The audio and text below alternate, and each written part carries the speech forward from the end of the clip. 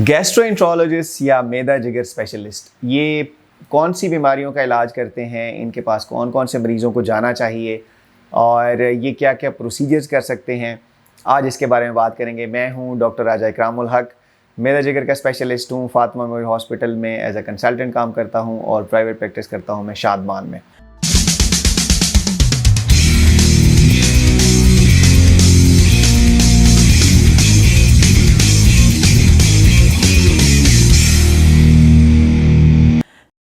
मैदा जिगर का स्पेशलिस्ट जिसे हम गैस्ट्रोएंट्रोलॉजिस्ट कहते हैं। गैस्ट्रो का मतलब है पर्टेनिंग टू स्टमक यानी मैदा, और एंटर जो होता है एंट्रोलॉजिस्ट में जो एंटेरो है वर्ड, ये होता है आंत के लिए, और ओलॉजिस्ट का मतलब होता है स्पेशलिस्ट। तो मैदे और आंत का स्पेशलिस्ट अगर हम बात करें तो जो हमारा निज़ाम इंहिज़ाम है उसके सारी जितनी भी मसाइल होते हैं उससे रिलेटेड जो है वो जो डॉक्टर होता है, जो उस पर स्पेशलिस्ट होता है, वो गैस्ट्रोएंट्रोलॉजिस्ट होता है। अब इसमें निज़ाम जो है वो हमारे मुंह से ओरल कैविटी से शुरू हो जाता है, उसके बाद ये फेरिंग्स है पीछे जहाँ से खाना नीचे जाता है, फिर खुराक की नाली, ग़िज़ा की नाली जिसे हम इसोफेगस कहते हैं, उसके बाद स्टमक है, फिर छोटी आंत है, फिर बड़ी आंत है एंड तक जहाँ पे एनस तक। और इसके अलावा साथ में जो इसके एलिमेंट्री कैनाल के जो साथ में ऑर्गन्स हैं, औज़ा हैं जो कि खाना हज़म करने में और उसके साथ जुड़े हैं, उनमें अहम जो है वो जिगर है, उसके साथ गॉल ब्लैडर यानी पित्ता है, और उसके साथ है लबलबा, और ये जो बिलरी सिस्टम है जो कि इनकी रतूबत को लेके आता है आंत तक, जिसे हम बिलरी सिस्टम कहते हैं, बिलरी डक्ट्स कहते हैं, ये उन पे मुश्तमिल है। तो इनसे रिलेटेड जितनी भी चीज़ें होती हैं, जो भी होती हैं, उनका जो है वो डायग्नोसिस, उनका इलाज जो है वो मैदा जिगर स्पेशलिस्ट करता है, गैस्ट्रोएंट्रोलॉजिस्ट करता है। इसकी पढ़ाई क्या होती है? MBBS के बाद जो है वो एग्ज़ाम होता है एंट्रेंस का, जिसे FCPS 1 एग्ज़ाम होता है। वो जनरल मेडिसिन में पास करके फिर वो 2 साल की पहले ट्रेनिंग हुआ करती थी। 2 साल की ट्रेनिंग के बाद जो है वो जो ट्रेनी डॉक्टर होता था वो शिफ्ट होता था गैस्ट्रोएंट्रोलॉजी में। उसकी ट्रेनिंग में वो 3 साल की ट्रेनिंग करता है, यानी 5 साल की ट्रेनिंग के बाद वो इम्तिहान पास करके फिर वो FCPS गैस्ट्रोएंट्रोलॉजी बनता है। इसी तरह जो बाकी हमारे साथ में पैरेलल कोर्सेज हैं, जैसे MD होता है, उसमें भी कमोबेश इसी तरह 4 से 5 साल का ही है कोर्स, और उसमें भी ट्रेनिंग जो है वो सेम होती है तकरीबन। अब जो है वो इसमें कुछ सालों से ये वाला सिस्टम नहीं है, बल्कि अब 4 साल की FCPS की ट्रेनिंग करके उसके बाद एग्ज़ाम पास करके FCPS मेडिसिन का, उसके बाद अब 3 साल के लिए जो है वो मज़ीद ट्रेनिंग के लिए आएंगे। तो इसमें तकरीबन 7 साल जो है वो लगते हैं अब मैदा जिगर के डॉक्टर को बनने के लिए। MBBS के बाद 7 साल की ट्रेनिंग हो गई है, और उसमें इम्तिहान 2 हो गए हैं, पहले FCPS मेडिसिन का और अब जो है वो FCPS गैस्ट्रोएंट्रोलॉजी का। अच्छा जी, तो अब हम अगर बात करें कि कौन कौन सी बीमारियां हैं जिनका ये इलाज करते हैं और प्रोसीजर कौन कौन से करते हैं। तो बीमारियों में तो बहुत सारी बीमारियां जो हमारे मुंह से शुरू हो जाती हैं। मिसाल के तौर पे अगर किसी को जैसे ओरल अल्सर्स हैं, मुंह के अंदर छाले हैं, ज़बान के ऊपर जैसे छाले हो जाते हैं या ज़बान वाइट हो जाती है, मुख्तलिफ़ किस्म की प्रॉब्लम होती हैं। इसके बाद ग़िज़ा की नाली में ख़ास तौर पे जो सबसे अहम चीज़ है वो ये है कि जिस खाना निगलने में दुश्वारी हो जाती है, वो अगर ऐसी बीमारियां हैं जिसे हम डिस्फेजिया कहते हैं, उसमें बहुत सारी वजूहात हो सकती हैं, जिसमें नाली तंग हो जाती है, उसके अंदर स्ट्रक्चर बन जाता है। जैसे कुछ लोग गलती से या जानबूझ के तेज़ाब या इस तरह की कोई चीज़, जिसे क्रोसिव इंटेक कहते हैं, वो ले लेते हैं, उससे रिलेटेड मसाइल हो जाते हैं। या वैसे तंगी हो जाती है, खुदा न खास्ता ग़िज़ा की नाली का कैंसर हो जाता है। या एक एक्लेजिया एक चीज़ है जिसमें क्या होता है कि जो नीचे वाला हिस्सा है ग़िज़ा की नाली का, वहाँ पे पट्टे बहुत सख्ती से बंद हो जाते हैं और वो खाने में जो है वो गुजरने में दुश्वारी हो जाती है। तो इसकी प्रॉब्लम के साथ जो मरीज़ हैं उनका हम इलाज करते हैं। बहुत ज़्यादा किसी को तेज़ाबियत यानी गर्ड का मसला होता है, गैस्ट्रोइसोफेजियल रिफ्लक्स डिजीज़, उसमें भी जो है वो हम उसको डील करते हैं। इसके अलावा अगर उसके अंदर कोई इन्फेक्शन है, इसोफेजाइटिस जिसे हम कहते हैं, जिगर के हवाले से जो है वो एक प्रॉब्लम आती है, जिसे इसोफेजियल वायरसेस कहते हैं, जो खून की उल्टी का बायस बनती हैं, उसको भी हम देखते हैं। इसके बाद मैदे के बहुत सारे मसाइल हैं। मैदे का अल्सर है, मैदे का कैंसर है, मैदे में बदहज़मी की वजह से किसी को अगर उल्टियाँ रहती हैं, उसको दर्द रहता है, मैदे के अंदर जो है वो कोई भी किसी किस्म का ट्यूमर है, या जैसे गैस्ट्रोपेरिसिस है जिसमें मैदा जो है वो उसकी हरकत कम हो जाती है। तो ये सारे मसाइल मैदे के जो हैं, या उसका मुंह के आगे जो है कोई रुकावट आ गई है जिसकी वजह से उसको रुकावट की वजह से उल्टियाँ लग गई हैं, तो वो भी सारी चीज़ें जो हैं वो मैदे के डॉक्टर जो है वो ही देखता है। आंत के बहुत सारे मसाइल जितने भी हैं, जिसमें ख़ास तौर पे डायरिया का होना जो है वो बहुत ज़्यादा आम तौर पे कॉमन है। उसमें बहुत सारी दर्जनों चीज़ें हैं, जिसमें सबसे अगर मैं अहम बात करूँ तो वो सीलिएक डिज़ीज़ है, जिसमें गंदम की एलर्जी है।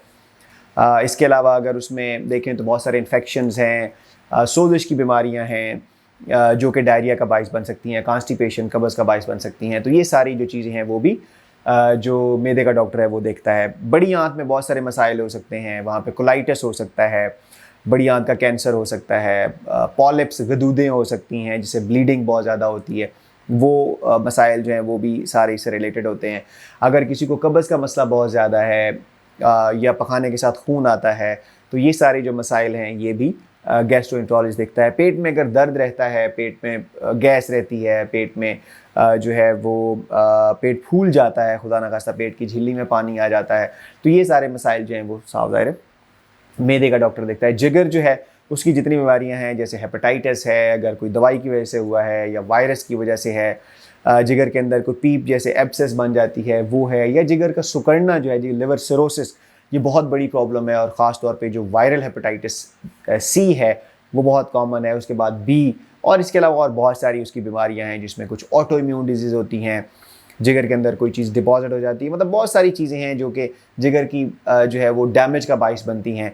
तो किसी वजह से भी हो, चाहे वो अल्कोहल की वजह से हो, चाहे वो फैटी लिवर की वजह से हो, या जो इस सारे मसाइल की वजह से हो, उसका इलाज जो है वो मेरा जिगर का डॉक्टर करता है। इसके बाद जो गॉल ब्लैडर के मसाइल हैं, उसके अंदर बाज़ औक़ात जैसे पथरी आ जाती है, वहाँ से वो स्लिप होकर नाली में ख़ास तौर पे आ जाए, जिगर की नाली में किसी वजह से रुकावट हो जाए, वहाँ पे स्ट्रक्चर बन जाता है, अक्सर कोई ट्यूमर होता है, कोई उसका कैंसर होता है, या उसमें जैसे कोई लीक आ जाता है, बाज़ औक़ात ऑपरेशन की वजह से आ जाता है।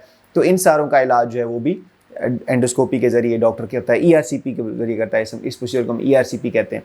लबलबा जो है उसका अक्सर प्रॉब्लम होती है, जिसे हम पैंक्रियाटाइटिस कहते हैं। एक्यूट पैंक्रियाटाइटिस होता है, जिसमें शदीद दर्द के साथ मरीज़ आता है इमरजेंसी में, और वो एक बहुत बड़ी सोजिश होती है, इन्फ्लेमेशन होती है। इसके बाद क्रॉनिक पैंक्रियाटाइटिस होता है, जिसमें वो सुकड़ जाता है और उसके बहुत सारे मसाइल होते हैं। तो पैंक्रिया से रिलेटेड जो मसाइल हैं वो भी डॉक्टर वो करता है।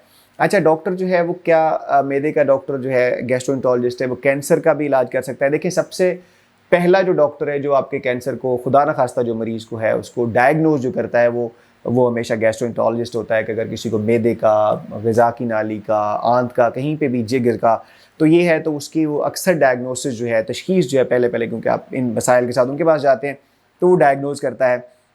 और बाज़ औक़ात उसका जो आगे ट्रीटमेंट है उसमें भी वो शाना बशाना बाकी सर्जन के साथ, और जैसे आजकल इंटरवेंशनल रेडियोलॉजिस्ट जिगर के ट्यूमर्स का इलाज करते हैं, उनके साथ वो लग के वो सारा कर रहा होता है कि जिगर की जितनी भी पेचीदगियाँ होते हैं उन्हें वो डील कर रहा होता है। तो कैंसर का इलाज भी इस तरह वो कर लेता है।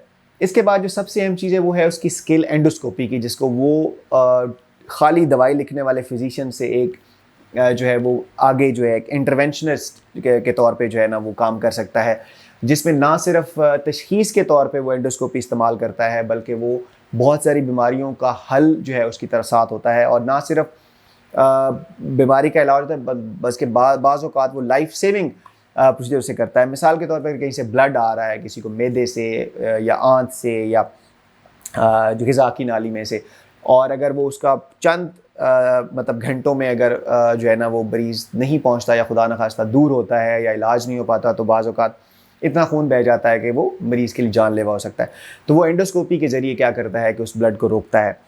और इसके अलावा बाज़ औक़ात जो है वो जैसे जहाँ पे रुकावट होती है उसको वो स्टेंट पास करता है, जो कि जिस तरह ग़िज़ा की नाली में उसके बाद मरीज़ खा सकता है, मैदे में इस तरह हो सकता है, आंत में वो स्टेंट अक्सर हम डालते हैं जो कि किसी वजह से रुकावट हो रही होती है।